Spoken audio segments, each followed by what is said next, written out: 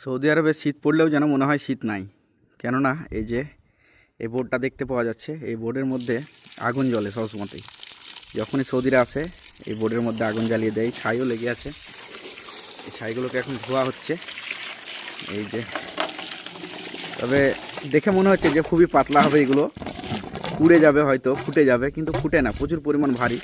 এই যে দেখলেই বুঝতে পারা যাবে। দেখো, শুধু মোটা মোটা লোহার পাত লাগা আছে, এর মধ্যে চাকাও লাগা আছে। যেখানে খুশি সেখানে নিয়ে যাওয়া হবে, যেখানে বসবে ওরা সেখানে কিন্তু এটাকে নিয়ে যায় আর আগুন তাপায়। কাঠ কিনে নিয়ে আসে, কাঠ এখানে প্রচুর পরিমাণ দাম। তবে যে সে কাঠ পোড়ানো হয় না, এদের নির্দিষ্ট একটা কাঠ আছে, সেই নির্দিষ্ট কাঠই পোড়ানো হয়, ওগুলোকে দাম দিয়ে কিনে নিতে হয়। দেখো ধোয়া হয়ে গেল, খুব সুন্দর জিনিস। কিন্তু এটা একটা নির্দিষ্টভাবে যে মাটিতেই পোড়াতে হবে এরকম কোনো সিস্টেম নেই। এরা নোংরা পছন্দ করে না, সেই জন্যই কিন্তু এরকম সিস্টেম। একটা পাত্রের মধ্যেই রাখা হয় কাঠগুলোকে, আর এরকম করে পোড়ানো হয়।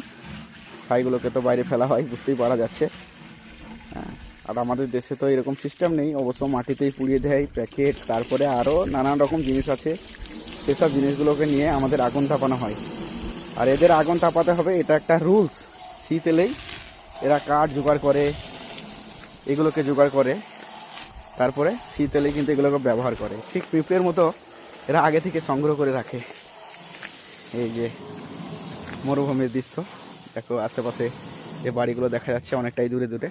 ওদিক দিয়ে বালির পাহাড়, এদিক দিয়ে কিছু গাছ আছে, বেশ ভালো লাগছে সিনগুলো দেখতে। রাস্তাগুলো দেখো, রাস্তাগুলো পিচ না থাকলেও ঠিক পিচের মতো হয়ে গেছে, কেননা প্রচুর পরিমাণ গাড়ি যায়। গাড়িতে একদম বসিয়ে দিয়েছে ডাস্টগুলোকে, গাড়িও আসছে এদিক দিয়ে। এই যে সামনে গাড়ি, এদিক দিয়ে ধোয়া হচ্ছে, সব পরিষ্কার পরিচ্ছন্ন করা হচ্ছে গেটের সামনেই। এই যে গাড়ি নিয়ে যাচ্ছে।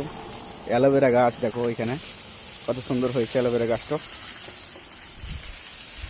গাছের গোড়াটা অনেকটাই খালি করা আছে পানি দেওয়ার জন্য।